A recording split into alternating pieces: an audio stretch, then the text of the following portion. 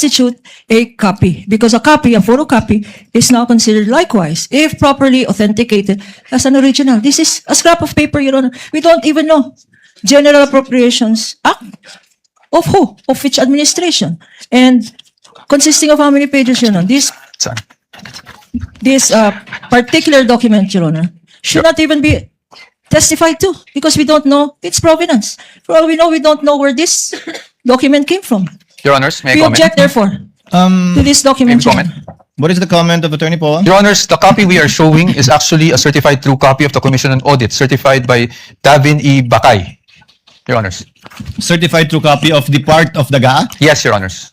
Anyway, Counsel, we will be ruling on the admissibility of these documents when the formal offer is made after the presentation of evidence in chief by the respondents. We submit, Your Honor, but as another observation, Your Honor, we are aware, I think counsel is aware, that if you produce and you ask questions on a portion of a document, then you are compelled to produce the whole document, Your Honor. We want this on file. Produce the whole GAA. For all we know, Your Honor, there may be provisions in that GAA which contradicts the provision he's saying. So he is compelled under the rules, Your Honor. In addition to the rules of admissibility, he is compelled to produce the whole GAA. And we want that on record, Your Honor. Presiding officer has already ruled the manifestation and objection of the counsel is duly noted. Counsel may proceed. Thank you, Your Honor. And under the disbursement voucher, Exhibit D-1-58-DE, nakasulat po na MOOE, replenishment of cash advance under maintenance and other operating expenses authorized under page 376 of RA number 11936, which is precisely the page of the GAA.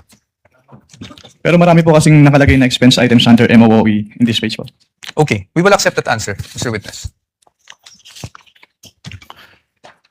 Now, Mr. Witness, pagdating po sa DepEd confidential funds, as you mentioned, you issued the first two AOMs. Yes, sir. Tama po. I mean, AOM for the first and second quarter. Rather. Yes, sir.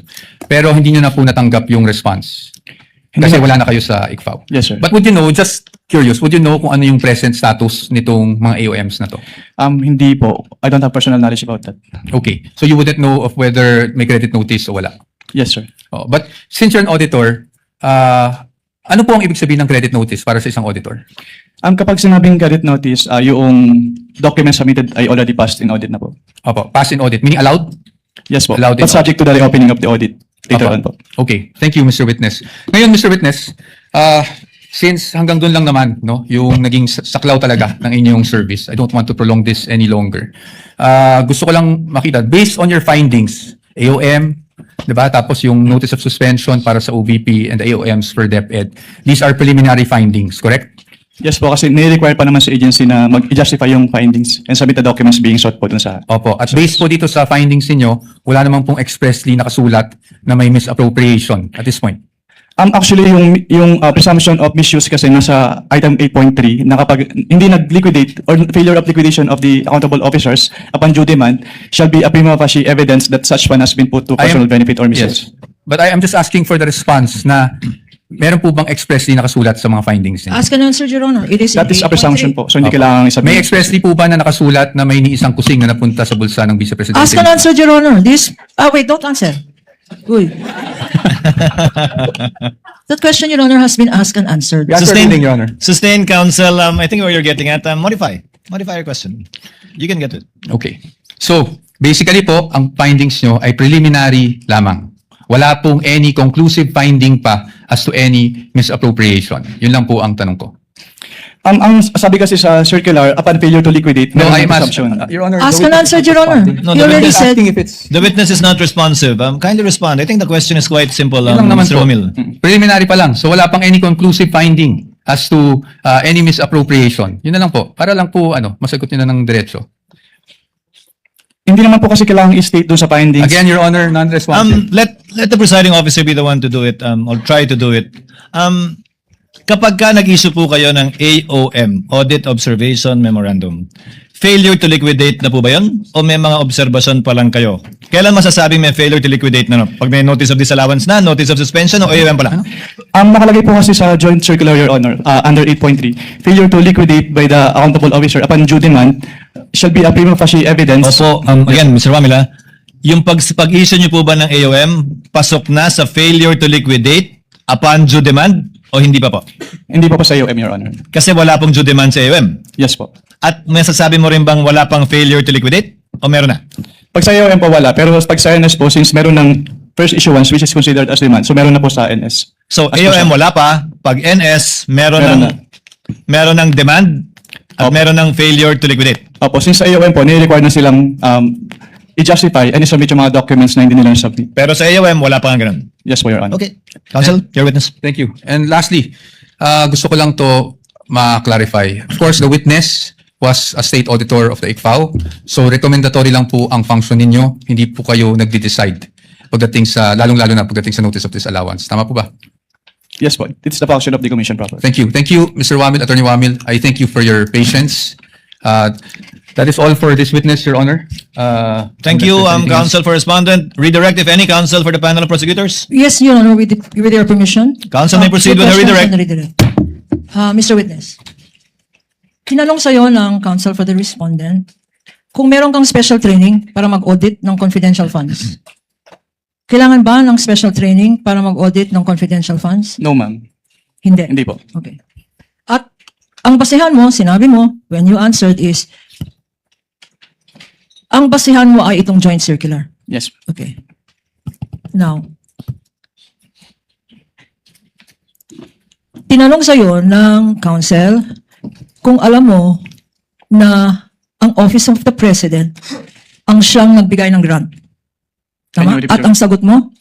Oo. Can you repeat the question po? No, you answered on cross on the question of counsel for the respondent if you are aware that the grant was given to the Vice President by the President.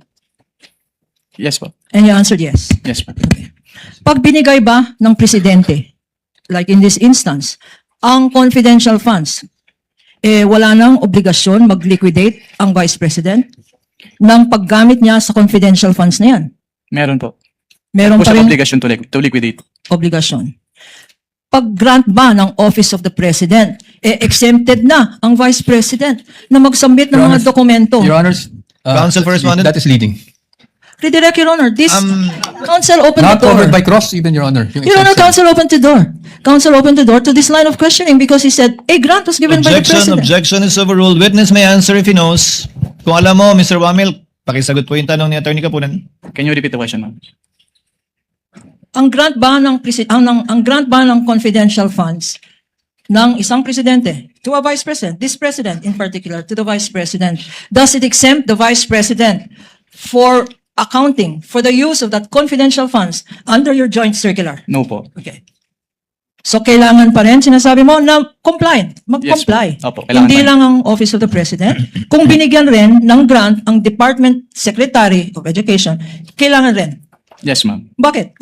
Ano ba ang nature ng pondo na yan? Pera ba yan ng Presidente? Since ang confidential fund po ay public fund, so kailangan pong ma-properly account. So kailangan nilang i-liquidate properly and completely yung kanilang cash advances from the confidential fund. So, ang sinasabi mo, at nasa rationality ng Joint Circular.